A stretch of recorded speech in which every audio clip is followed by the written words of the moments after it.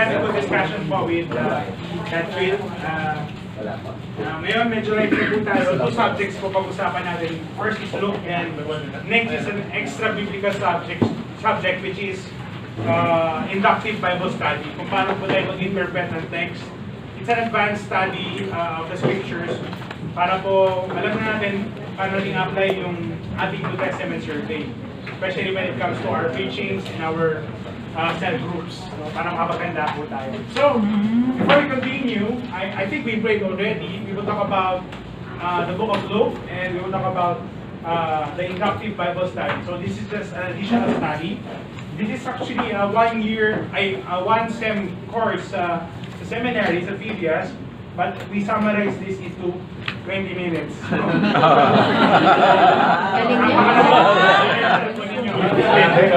Galing, ha? 20 minutes. Okay. So the Greek word for today is carmolete. Saan ba yun?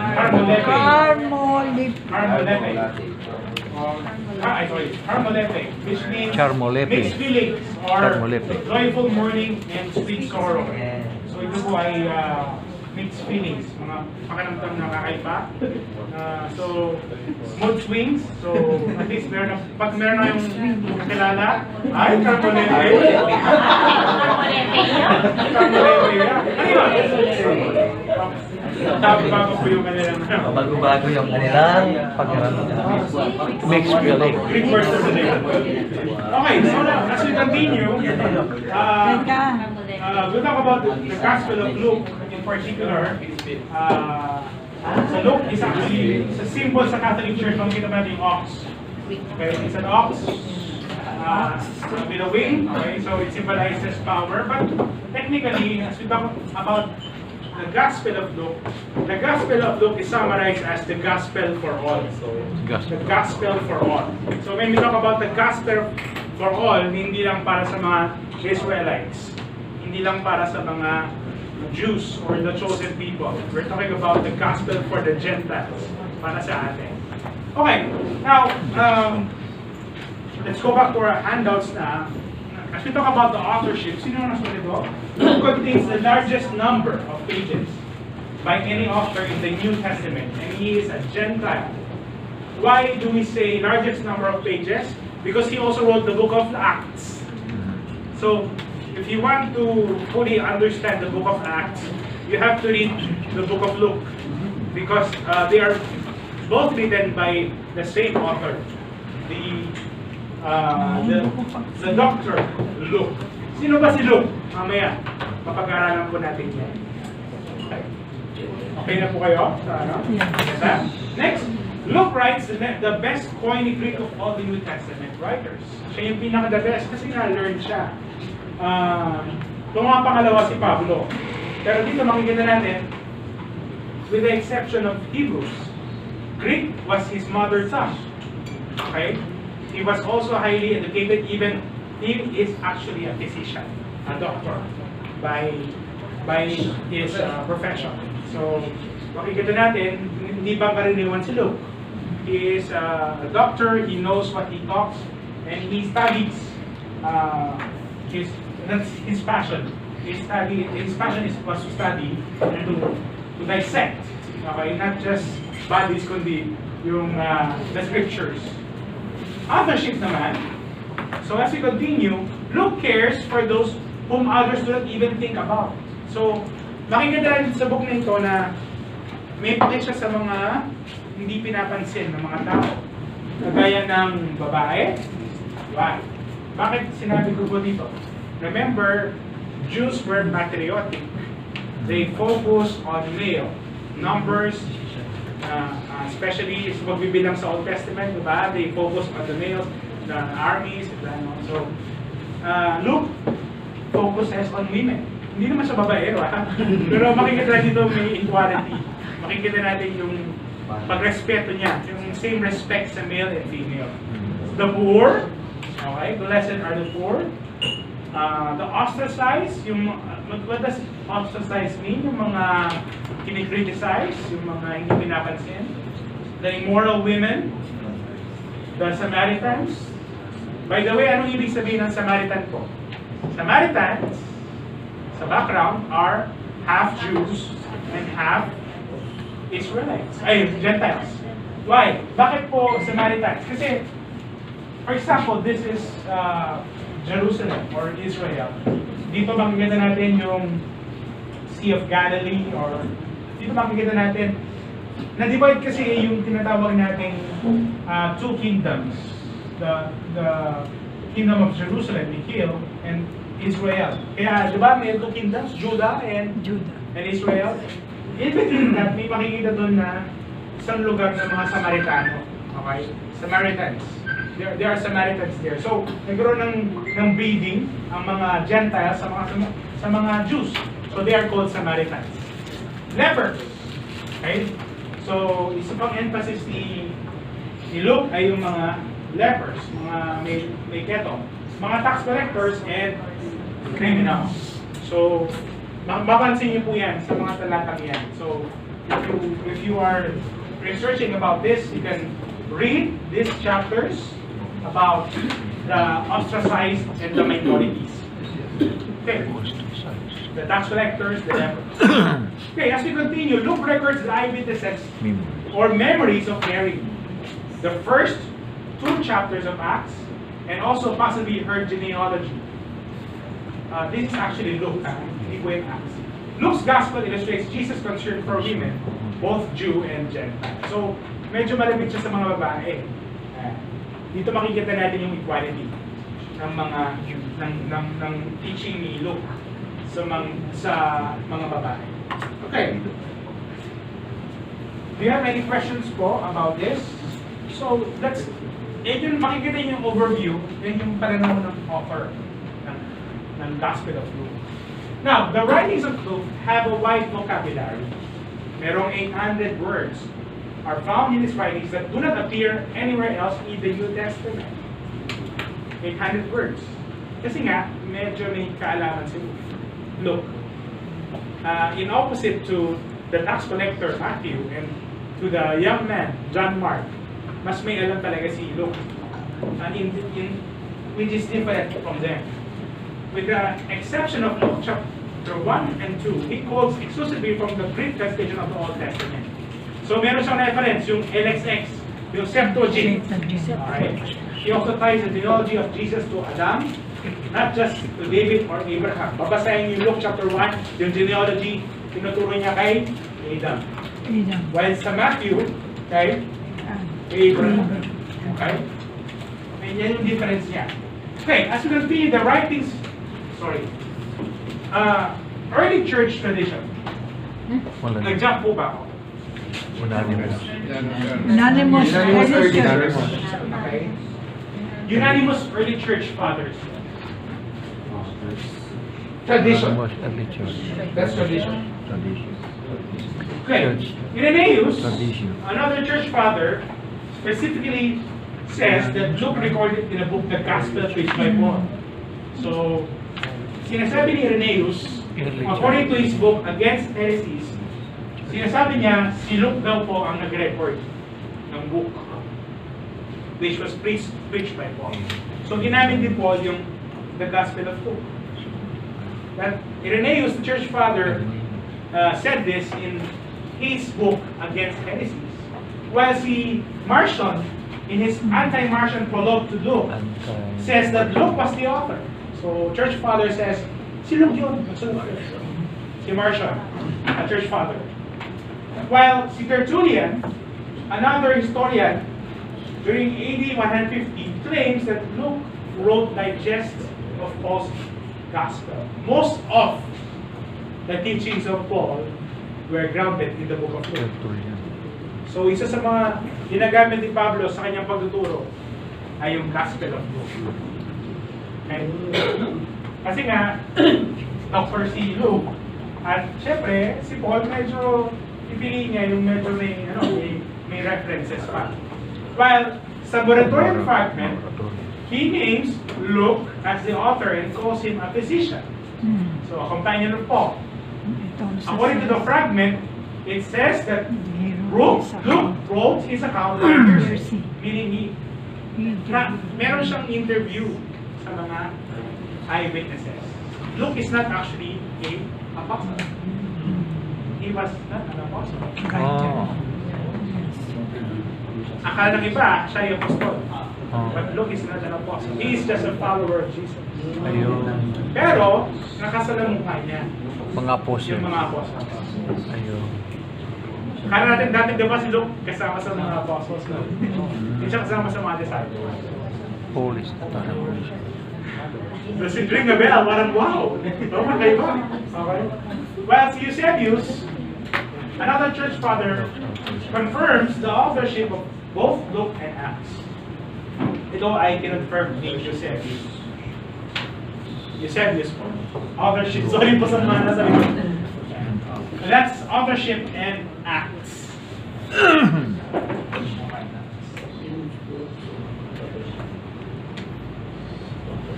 That's an overview of the early church tradition. By the way, ang source po natin is Cairns, kay Gundry, sa New Testament. They are both scholars.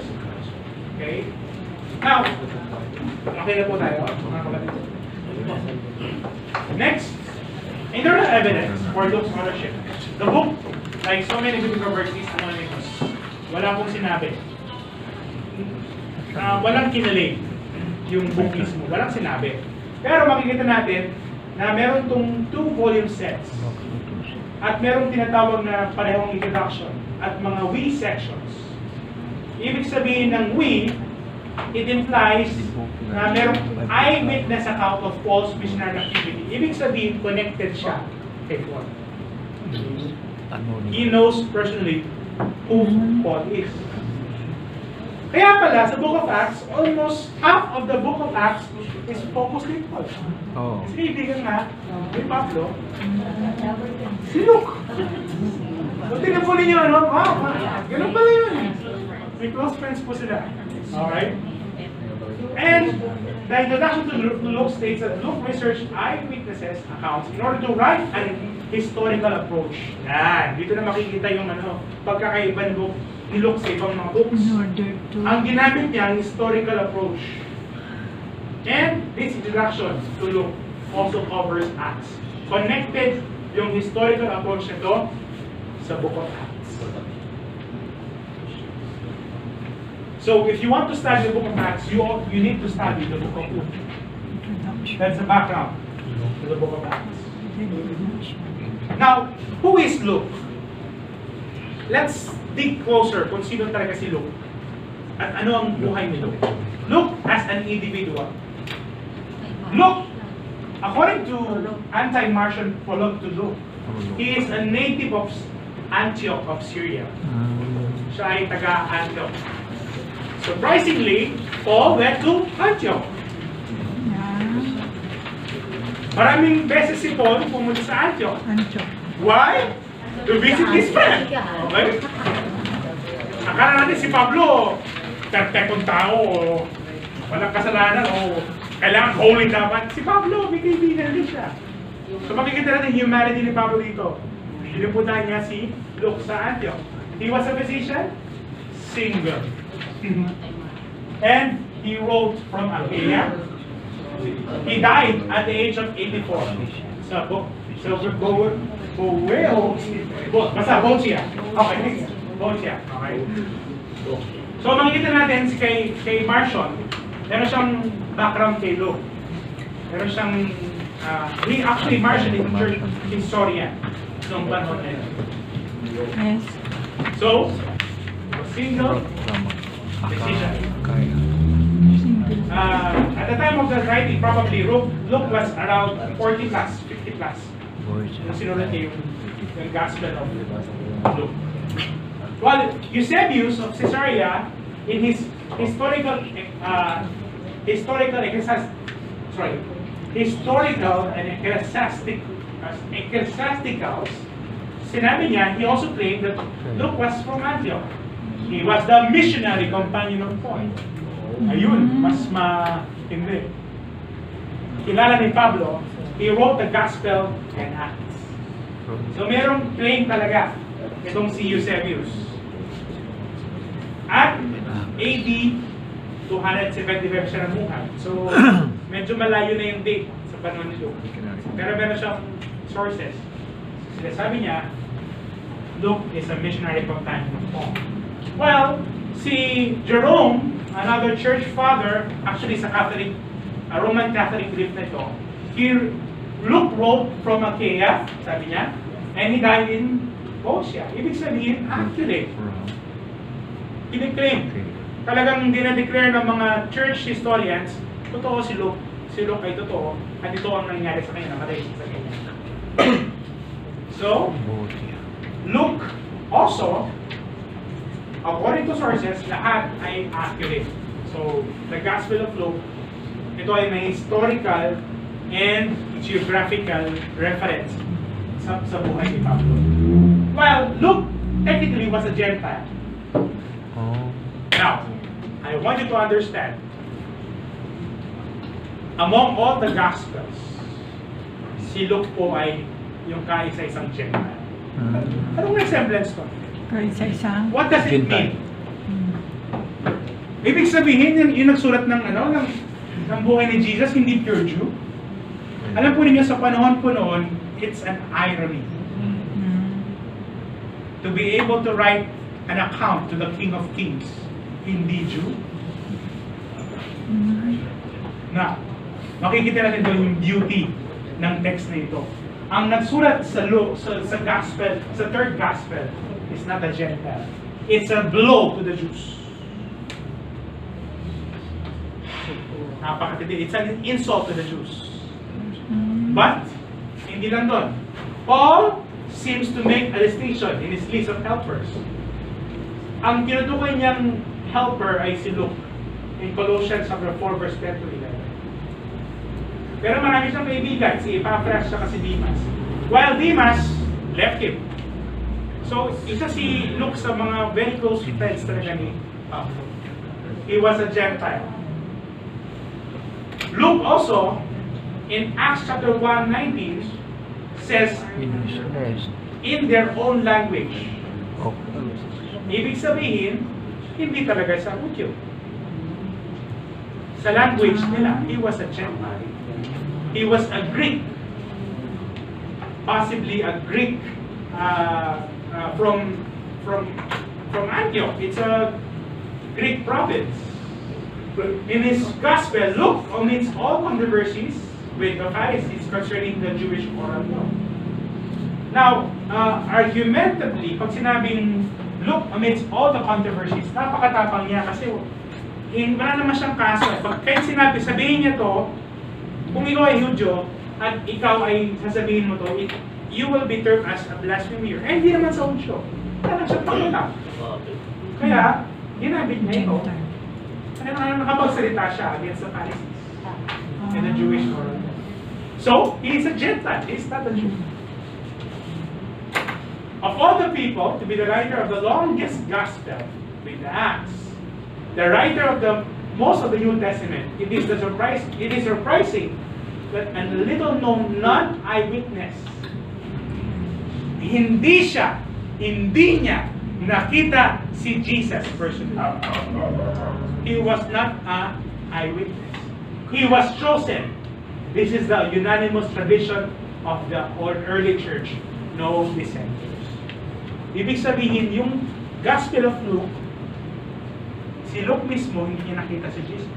Pero ginamit pa rin ni Lord, si Luke, to write the third gospel. That's the beauty of the Gospel. So whenever you read the book of Luke, wow, you see the grace of God throughout the passages. Yung mga unqualified technically, dapat diba eyewitness siya. Si Pablo actually is not an eyewitness. Pero mas matindi yung mga ginagawa nila sa ministeryo na pinagsinasama. So that is Luke. He is a Gentile. He is an outcast sa mga Jews. Now, when was this written? Luke was written probably in Rome in his late 50s or early 60s AD. Some scholars speculate a date of about 62 AD. it would have been written about after Paul's 2-year Roman imprisonment. But before Paul's trial, otherwise, the information would have been included in the conclusion of the book of Acts. So dapat nasama doon. Another way, so hindi nasama yung conclusion doon sa Acts, yung imprisonment report. So probably sabi nila, it's written around AD 62. And yung writing. Kasi nga, halos hindi natapos yung Book of Acts. Kaya yung Book of Acts, tinutuloy mo dapat talaga yun. Okay. To whom was it written? Recipients.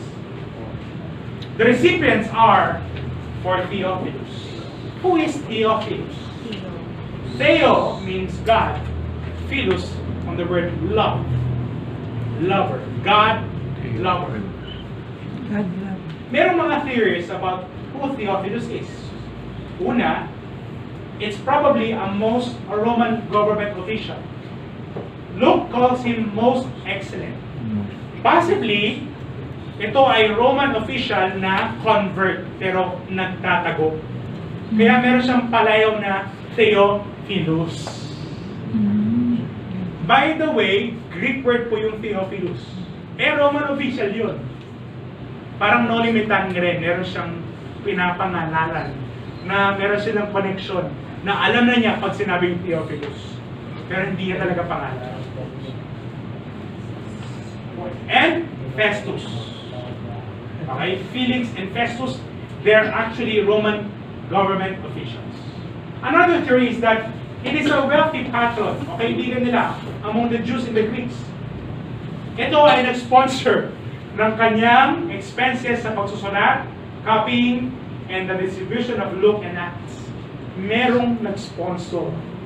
Yung pinaka-main sponsor niya, yun ang sinusulatan niya. Ng gospel nito.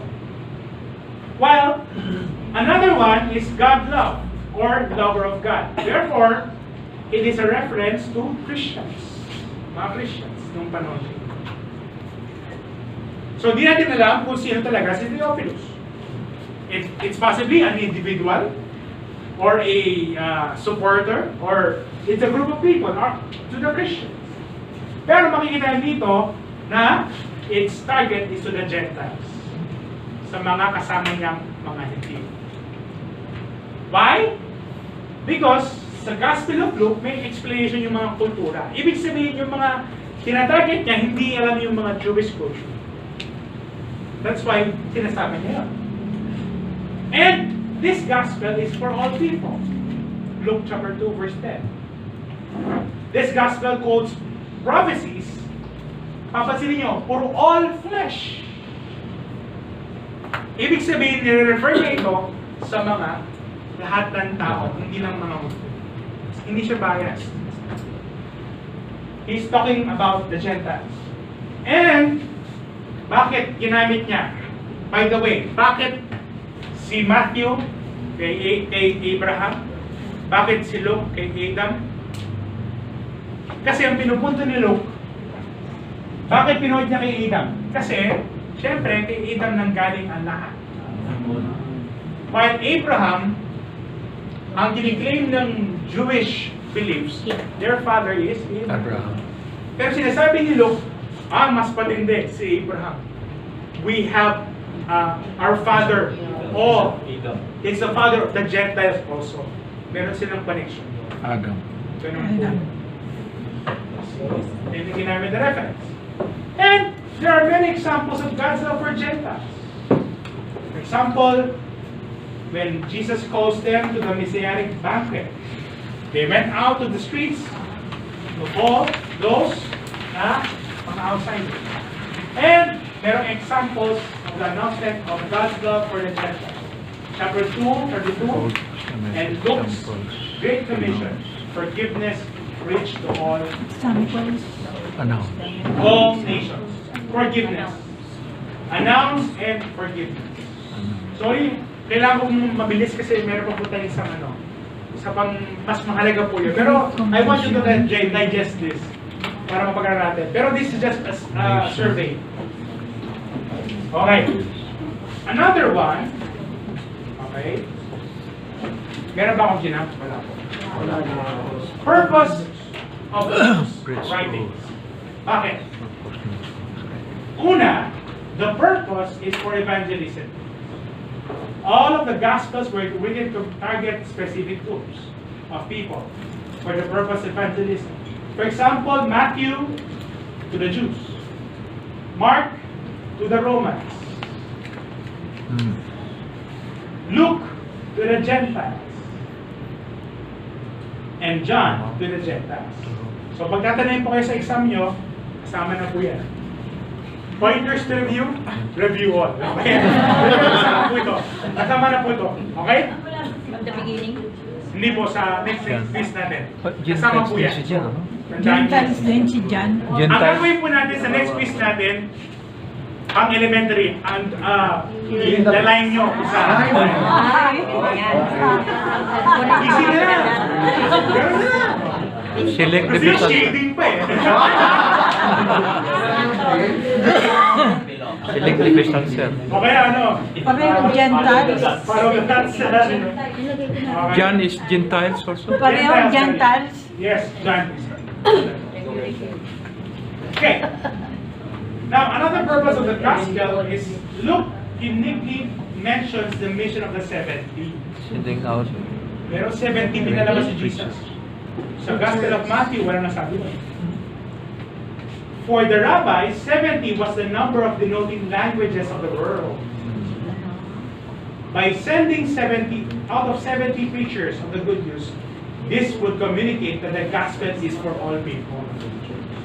Merong symbolism pala yun. Kaya pinaalis ni Jesus yung mga 70 people, merong symbolism to the Jews. Hindi lang para sa inyo ang gospel of Jesus, para sa lahat. Parang morimetahan rin yung mga inner symbolisms. Kaya kailangan po natin ng hermeneutics para mapag-aralan po natin. Mas Pinag-aralan mo na yun. okay? Now, other possible purposes to explain the delayed second coming.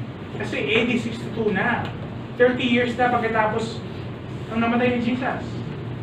Eh sinasabi ni Jesus, I am coming soon. Pero na-explain ni Luke na hindi pa. Na-explain niya, it's not yet. Luke 21 is different from Matthew 24 and 13. Different siya. Basahin niyo na lang po sa bahay. Tingnan niyo yung comparison. Sa Matthew 24 at Mark 13. It's a different explanation of the return of Christ. Well, Luke speaks of world evangelism, which takes time for the church to accomplish. Luke 24 verse 47. Unless this gospel will be preached throughout the world, then the end will come. Sinabi po yan sa Luke chapter 24 verse 47. Well, Luke emphasizes that the kingdom of God is here now.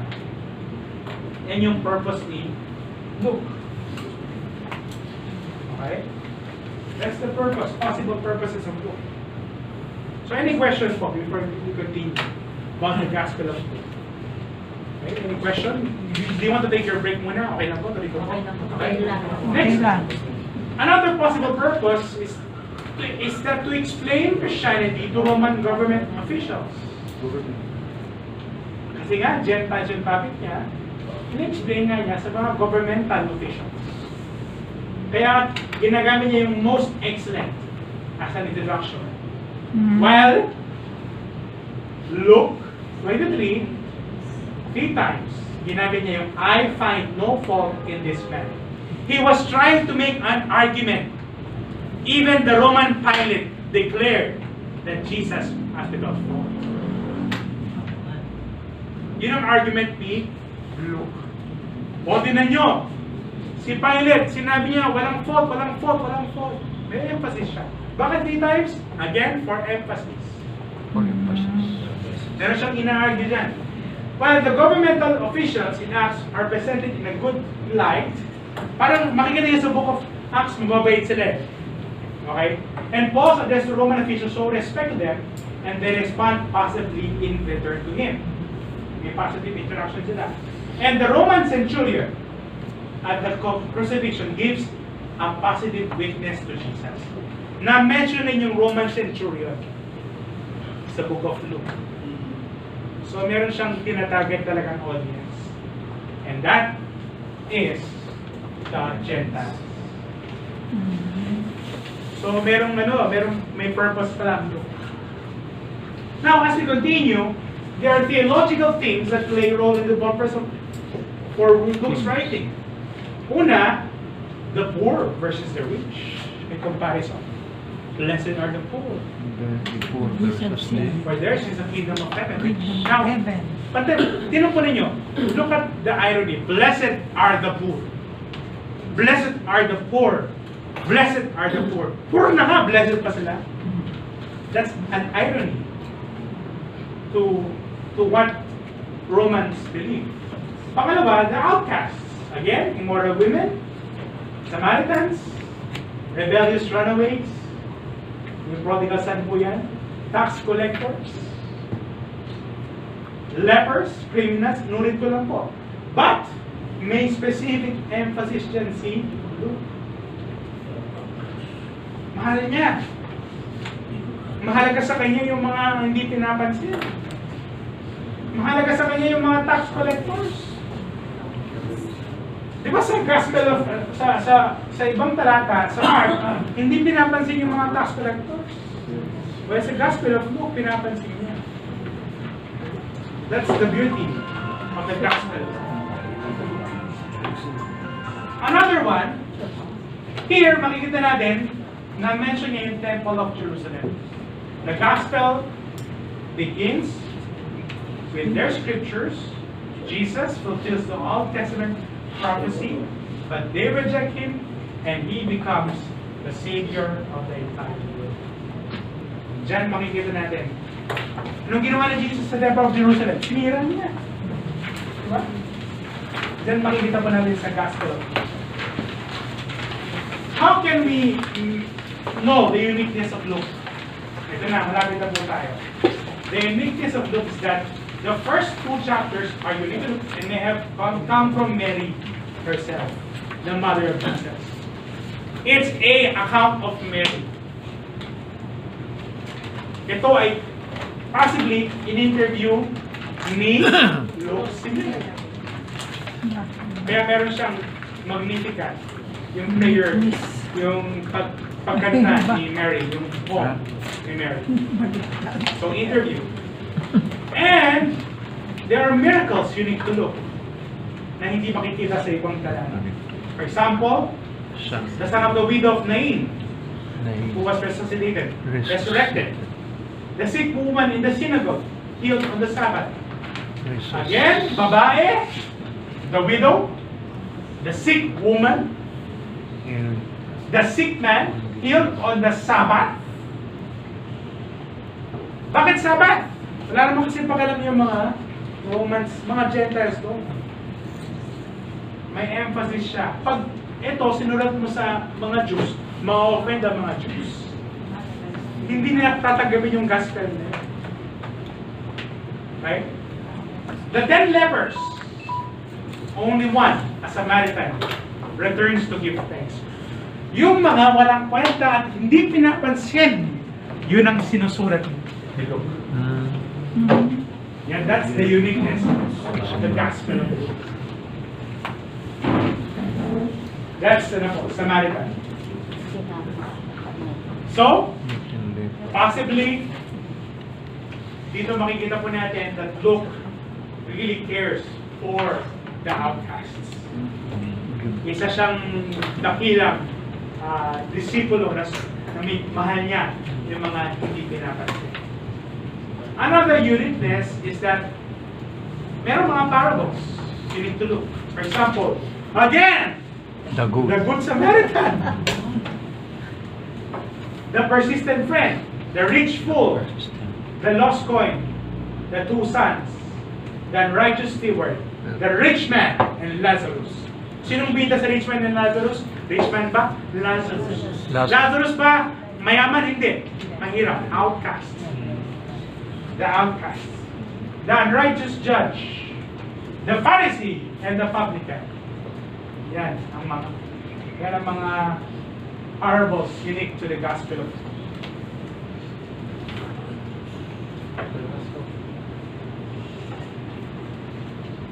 The lost coin, steward, Lazarus, judge, Pharisees. Ang bilis natin. Bilis po natin. Matatapos po natin ito ng 9 o'clock.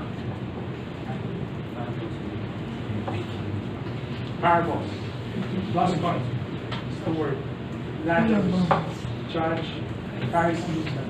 Tapos na po tayo? Yes. Okay, next.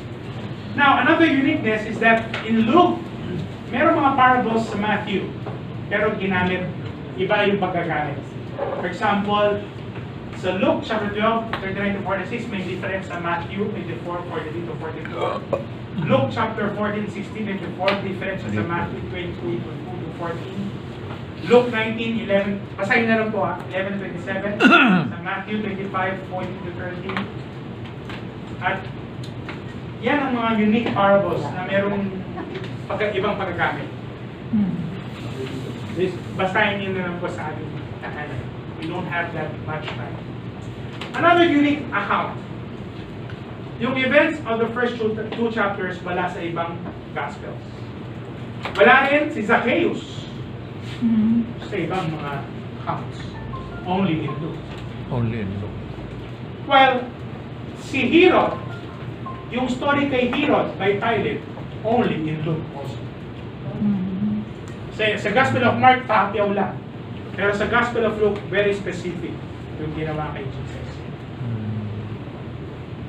Only in the Gospel of Luke. Well, another emphasis is the road to Emmaus. Only also in the Gospel of Luke. Nung naglalakad yung mga disciples, si Jesus nang pakita sa kanila. Tapos sabi doon, they were enlightened. Yan. That's only in the Gospel of Luke. Only in the Gospel of Luke. That's the beauty of the Gospel of Luke. The key verses are... Dami. Ang dami, pero huwag niyo ito. Dami. Now, on the way to Jerusalem. Bakit na-mention yun, on the way to Jerusalem? Because Jesus went out of Jerusalem. Now, He is on the way back to Jerusalem. It's a prophetic gesture of how Jesus will return one day. Kung si Jesus, He went up, He will be back again in the near future. That's a prophecy. His journey to the cross and His journey to earth once again. Now, the key verses, kayo na po bahala dyan. Ang dami. But the primary key verse here is this. For the Son of Man is come to seek and to save that which was lost. That's the key verse. That's the most key verse of the text. Okay. Next one.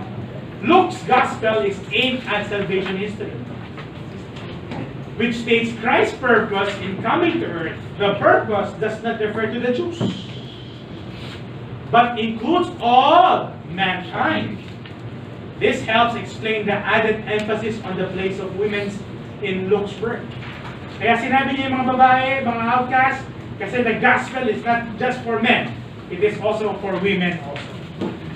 This prominence of women is a frequent event in the ministry of Christ. Si Luke po ay, sabi nga nila, feminist.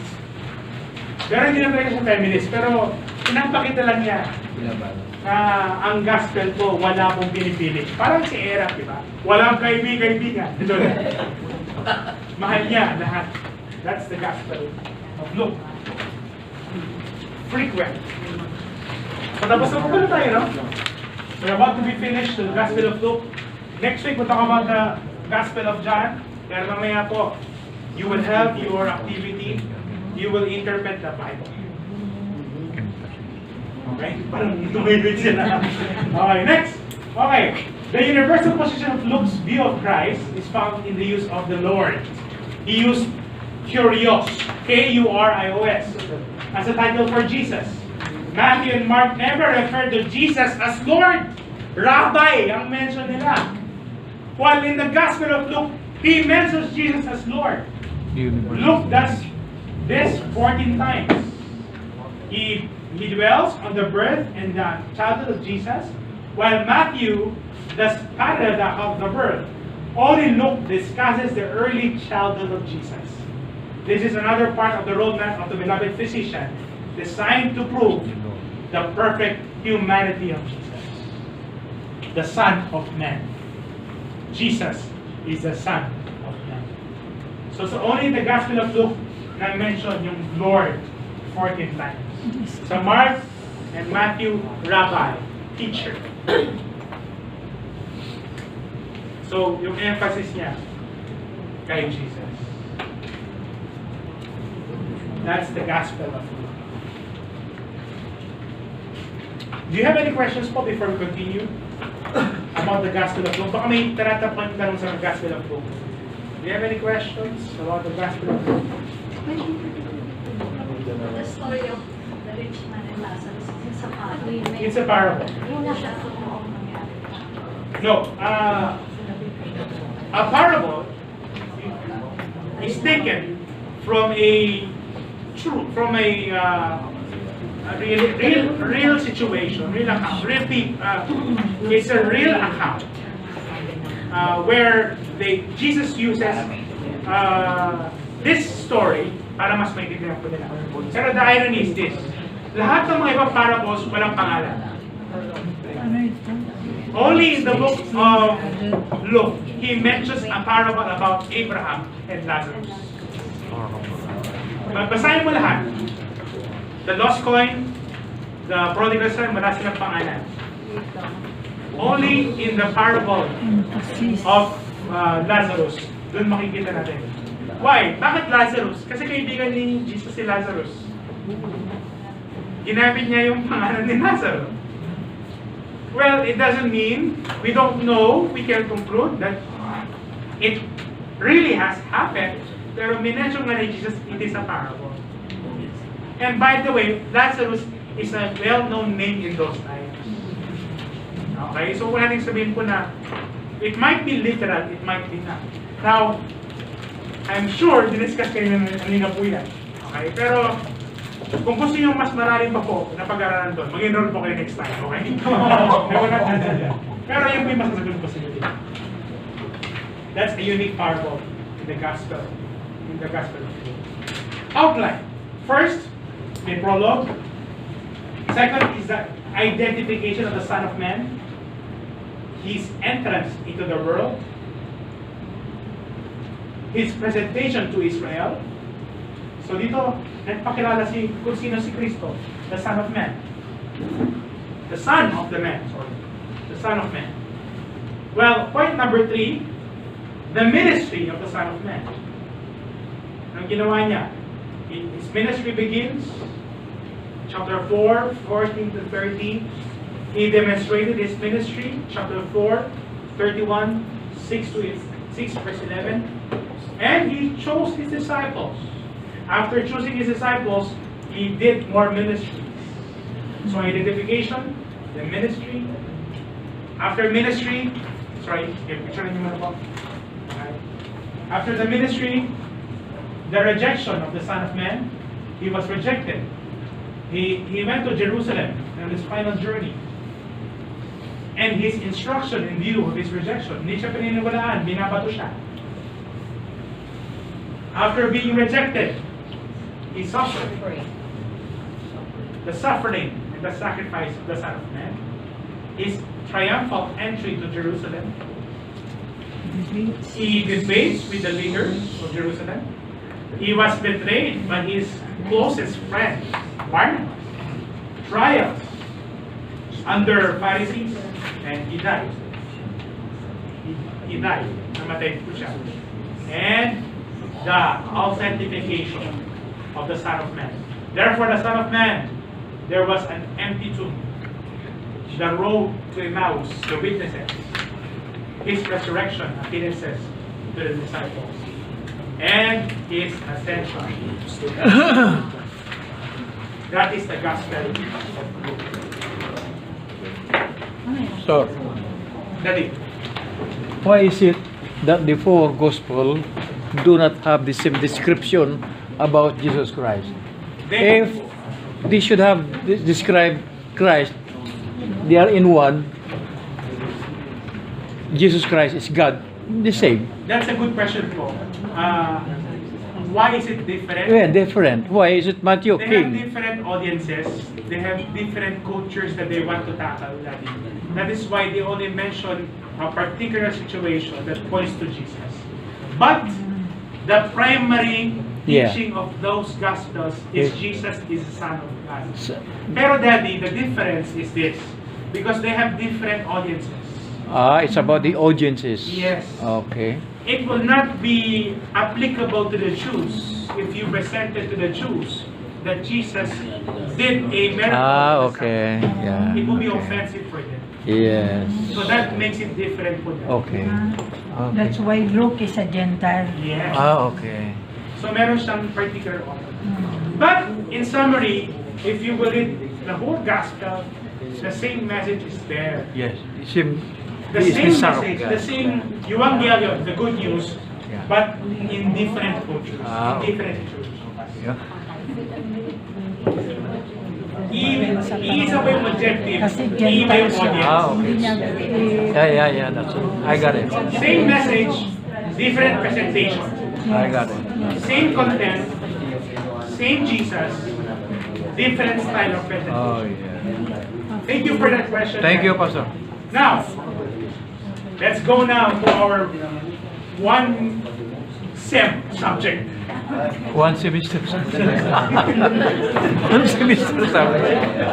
Bring your ball pens with you. One 20 semester. minutes left. Ito kasi, Short and baliktad. inductive Bible study. Baliktaran ito. Baliktad. Di bale eh. So today we're talking about inductive Bible study. Why? Because we need to correctly handle the word of truth. So we have to handle the Bible. Especially for us preachers. If you are now preaching, you have to really study the Bible. Huwag ka lang magbubukas ng talata, magsasabi ka. Kaya kailangan po natin ng OIA, Inductive Bible Study. So, as we continue, the Bible has how many books? 66 books. 66. Different cultures, different style and languages, different genres. The real question now is how do we interpret it? According to a scholar, sabi sa talatang ito, sa 2 Timothy 2:15, do your best to present yourself to God as one approved, a workman who does not need to be ashamed, and who correctly handles the word of truth. Marami po kasi marunong mag-handle ng word of truth, but some of them are not correct. So we need to correctly handle the word of truth. That is why we need to extensively study the Bible. Before you study, the first thing that you should do is you pray. The Holy Spirit will guide you. Whenever you interpret the text, whenever we preach, you first pray. So ngayon po, bago kayo mag-interpret mamaya, sa inyong tahanan, mag-pray muna kayo. Okay? Now, inductive Bible study has principles. 3 principles. First is observation. Second is interpretation. Next is application. Tandaan po natin yan. O, I, and A. OIA. Observation, interpretation, and application. Let's now go to observation. Ulitin po natin. Ano po yung OIA? Observation, interpretation, and application. Pag ito na pag-aralan po ninyo, sa hermeneutics, magiging sisiw na lang. Kasi ito po yung background sa hermeneutics. Observation. What do we look for? Observation is studying, looking, analyzing the text. Observation, you answer the question, what does it say? Ano ang sinasabi ng talatang ito? Sabi nga po, merong ito, for example ito, I have 6 faithful serving men who have taught me all I know. Their names are who, where, what, when, how, and why. For example, read John 3:16. Let's study and interpret the Bible now. Alam po natin yun? For God so loved the world that He gave His only begotten Son, that whosoever believes in Him should not perish but will have everlasting life. I want you to read it again now and answer the questions: who, where, what, when, how, and why.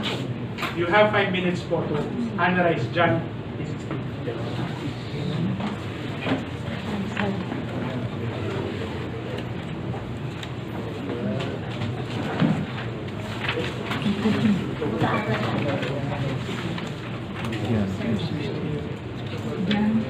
John 3:16.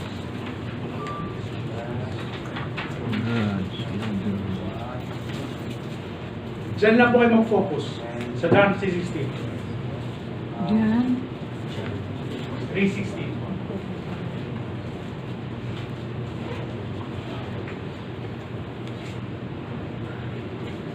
Susulat ko na lang kasi ilobat.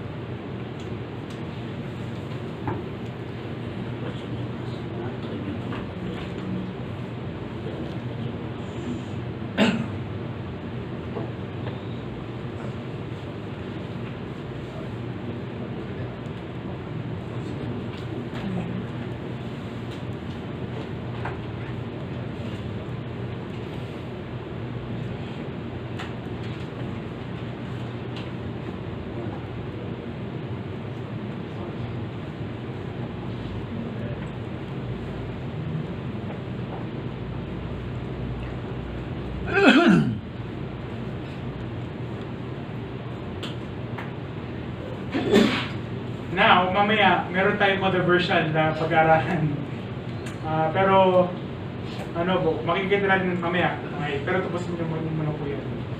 That's observation, interpretation, application.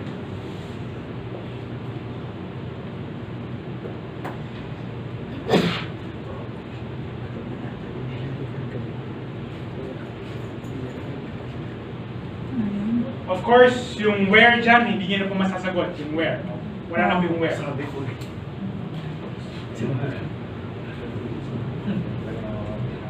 wala na rin tinta. Ano ba yan?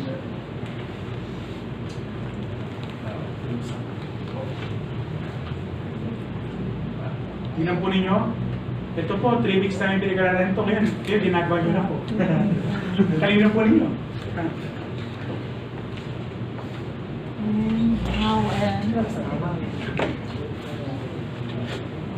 where? Wala pong maling sagot yan. Lahat po tama. Last 3 minutes po. Alright.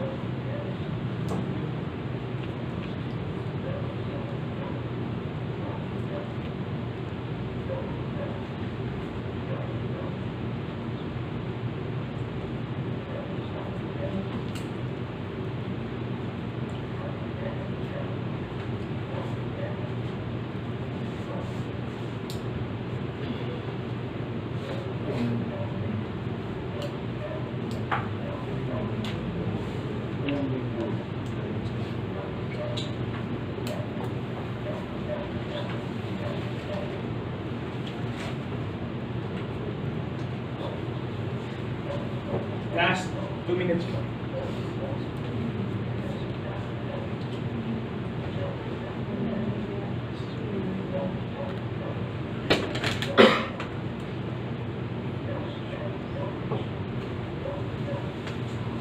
Minutes po pala. Sa 27 minutes po. Mabilis po pala.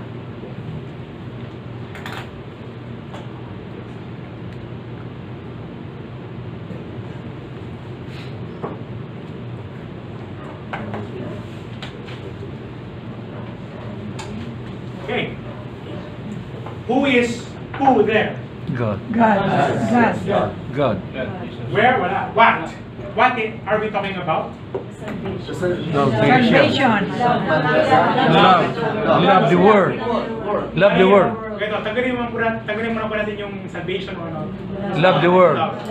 Love. Love yung iba, world. Love the world. Love the world. Love the Love world. the world. What is he talking about? He's talking about his love. Pwede rin pong love, pwede rin pong world. The world, Okay? yeah. It's just for your observation. Wala akong mali. Wala akong mali. Okay? When? When Nung binigay niya, when he gave his begotten son. okay? That's correct? Yeah, Yes. he gave his begotten son. How? Believe. Whoever believes. When you believe. Okay? Why? So that they will not have Everlasting You life. will have everlasting life. Yes.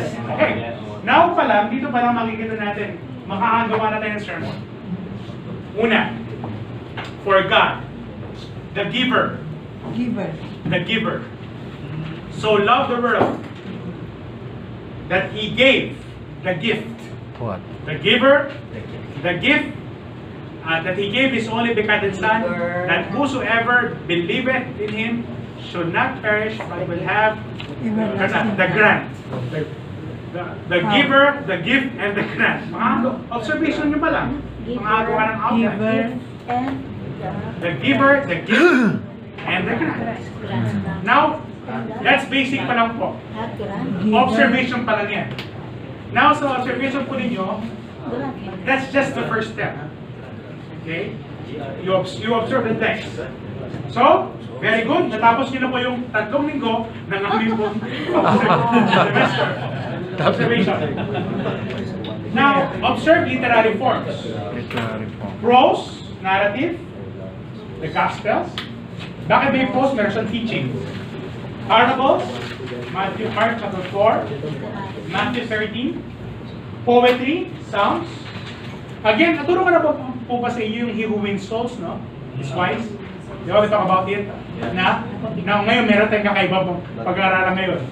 Now, logical discourses, Romans, epistles, may mga literary forms tayo. Apocalyptic literature, Daniel and Revelation. Drama, which is Job. Proverbs, or the book of Proverbs. Okay? So, yun yung mga literary forms na dapat yung tandaan. Merong narrative, merong logical discourses. Epistles. Yung gospel na binasa natin kanina, it's a narrative, prose narrative. So meron silang mga literary forms. You have to understand this. Yan yung Bible, marami siyang literary forms. Meron siyang history din, yung Old Testament. Pero ito yung New Testament. Ito ka na mag-lecture. And sa Old Testament. I-reflect. Now, according to content naman, meron din tayong biographical, historical, chronological, geographical, and lost. Literary form. Lost? Sisend ko po yan. Sisintin niya yan. Kaya maglala. Sisintin. Now, Kan magsulat. background. Gagawa ko yun. Open your Bibles with me in 1 Samuel 24 verse 3. 24 verse 3. Observation. First Samuel. 24 verse 3. 24.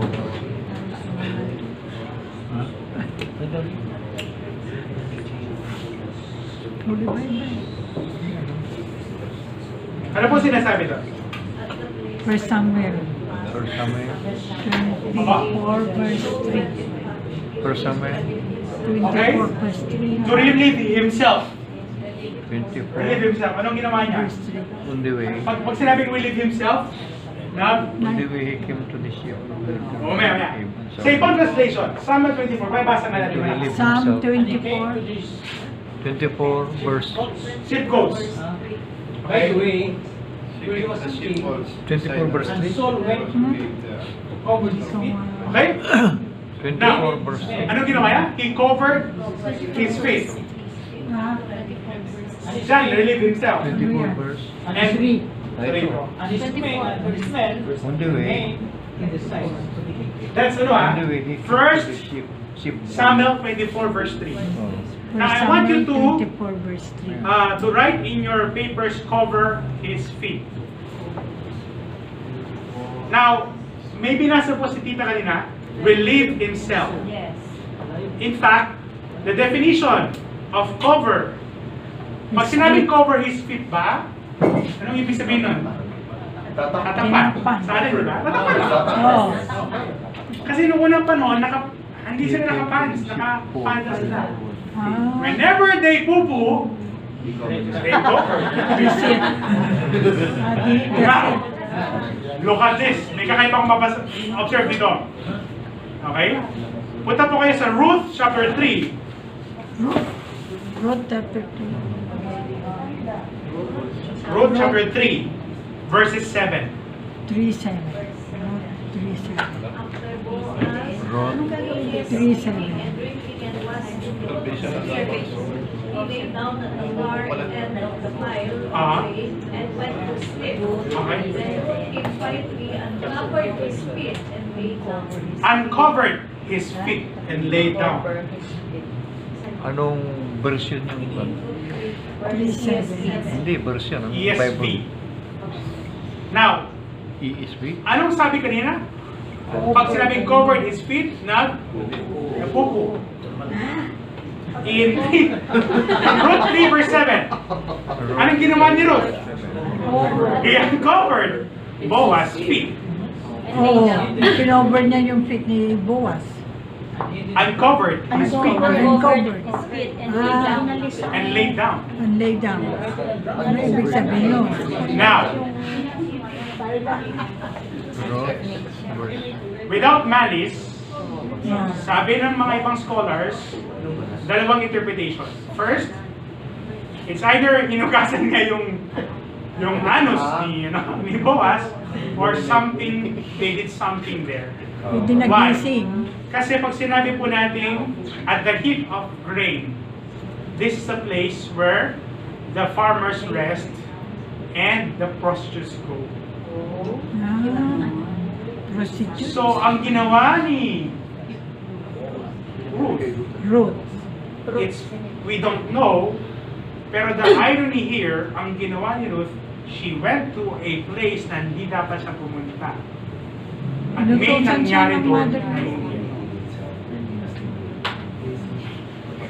Oh. We don't know. Now, how can we apply it now? How do you share this to your Sunday school? Diba? Sa Sunday school, tinuturo yan. Pero sa baka makikita natin, may ginawang kakaiba si Ruth. Now, ang pinakasagot po dito is this. It's possible, sa kultura po nila, sa kultura po nila, hindi natin pwedeng i-interpret sa kultura po natin. It's their form of courting sa panahon po nila. It's a form of... Courting. Ang babae po lumalapit sa lalaki sa panahon. Courting. Courting. Another one. Pagliligaw. Yung Another interpretation. pagliligaw nila. Nung si Gaya natin. Boaz po dito, Kultura anong ginawa ni natin. Boaz? Nakipag-deal siya. Anong binigay niya? Yung sandalias niya. Sandalya. Oh. Sa panahon natin yun, pag binigay mo sandals, sasampalin ng sandals, di ba? Pero nung unang panahon, pag sinabing binigay mo yung sandals niya, yung sandals na yun, yung panghahawakan Oh, di ba may na-deal tayo? Oh, yung sandals mo. Tapos na yung deal natin. Yun ang pinangahawakan po nila. Engagement sa kanila po yun. So you have to be... So one depiction of this was Apo. since Boaz Symbol is na- Yes. and Ruth was Considered as a Gentile. Kung saan siya ni Noemi. when Boaz did nagpahinga siya, Ah. kasi symbol of pag nakatakip yung feet is authority. Once you saw the feet of the man, parang you saw him naked already. Yes. That is why the next verse sabi So, the father si Boaz technically, there was a thing that happened there. Sabi ng iba, it's just, baka inugasan lang niya kasi yun ang covered niya baka inugasan lang niya. Pero sa ibang scholars, something happened. Kasi gustong pikotin ni Ruth. Ayan. So, now, how do you appreciate the grace of God? Yung ginawa ni Ruth, technically, sa culture po nila. But remember, Ruth is actually, ano siya? Moabite. She's a Moabite. Moabite. And you know what? Jesus came from the lineage of Ruth. Yes.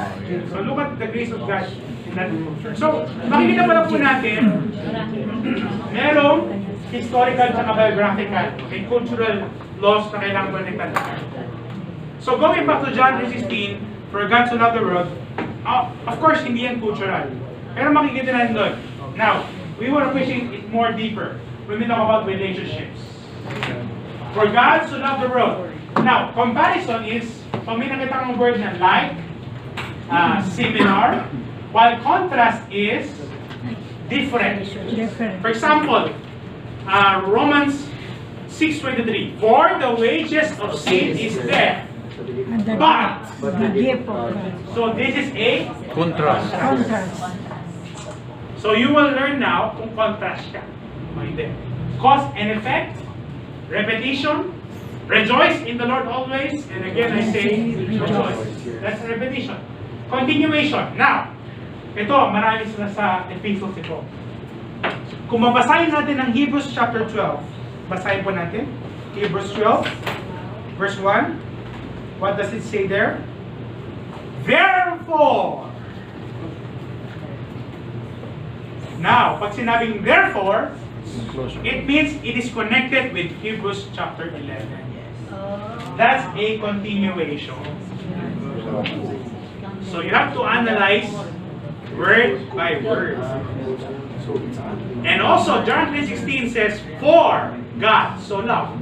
Therefore, the word for is a continuation of verses 12 and or possibly verses 11. It's a continuation. So those are you have to understand this continuation of words. Nagigets po natin mga kapatid. Okay? Turning point and climax. So those are very important. Okay? Now, ngayon pa lang, may natutunan na po tayo about interpretation, no? So mahalaga po yun. Ngayon, tandaan po natin, ang Biblia, meron siyang historical background, cultural background, at mga bagay. That's observation. Comparison is like this. Like a tree planted by the streams of water. Ano yun? It compares to one meditating on the word. Blessed is the man. Diba? Ano sabi ito sa Psalm chapter 1? Blessed is the man who does not walk. Ano sabi ito? But stands in the way of sinners. But sit in the seat of mockers. But his delight is in the law of the Lord, and on his law he meditates day and night. Now the comparison there is verse 3. He is like a tree planted by the rivers of water. Now, when we meditate on the Word of God, we are like a tree. Matibay. At merong fruits. May nurture. That's a comparison. Gets the ba? Okay, like a tree. Like tree. Pangalawa is contrast. For example, the Blue Mosque and the Bible House in Turkey, may contrast po yan. They're different. Okay? Now, another contrast na sinabi ko kanina, yung Romans 5:8. Ay, Romans 6:23. Other text. Wages of sin. But. That's an example of contrast. Okay? the blue mosque, and the Bible house. Contrast. Makikita mo yung word na contrast pag yung but, or, basta yung word na but. Okay? But. Next is, another contrast is John chapter 1 verse 4 to 5. The light shines in the darkness. But the darkness has not understood it. In him was light, and the light was the light of men. So that's a contrast. Ano yung difference? Light and darkness. That's contrast. Next is continuation. Jesus in John 13 and 18. Prayer, prophecy, and fulfillment. Okay? Turning point. Yeah. Master, we've worked hard all night and haven't caught anything. Wala kami nahuli. But, because you say so, that's the turning point. Dahil sinabi mo, we will let down the nets. That's the turning point. Climax, climax. When Simon Peter saw this, he fell at his knees and said, "Go away from me, I am a sinful man." The climax here is this: don't be afraid, Simon. From now on, you will fish for people. The climax. Cause and effect. Rabbi, who sinned? This man or his parents, that he was born blind. And that's a cause. Sino magkasala po? Mga parents po ba niya? That's a cause. And repetition. And God said, repetition po yan. Picture niyo muna po yan. And God said, and God saw that it was good, and everything that did as he saw fit. Blessed. In those days, then God said. The Lord was with Joseph. The Lord was with Moses. The Lord was with. That's repetition. Verily, I say unto you. Verily, I say unto you. Whole parts and the whole. For example, these are the parts. Basahin na lang po. And this is the whole. Jesus is God. That's the gospel. Hirap naman. Para akong nalilito na.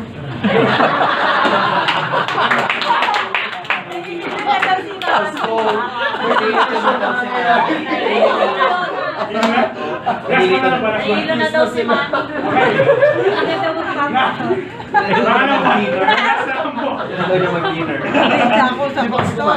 Mami, last 5 minutes. Interpretation. Pray. What about your church? What is the writer's meaning? What is the writer's meaning? Anong ibig sabihin ng sinabi ng author niya? Pray again. Ask God fish for the punishment. These questions like why, what for, what does it mean, why is it here, and how does it fit the context. Yan yung interpretation. Madali na lang po yan. Remember, Scripture interprets Scripture.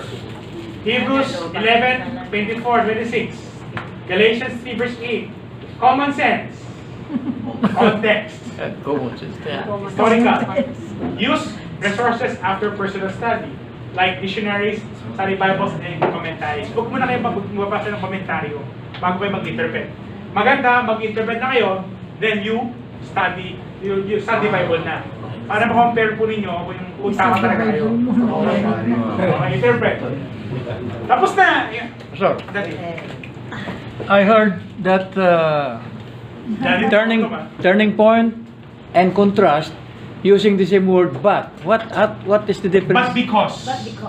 Kung gagamitin yung Almost but because, same as dati. but because it is a turning point or it is contrast? It can be a turning point, pero kung makikita natin yung structure po niya, it's a turning point in that context. So but because. But because. Mayroon you said because. this.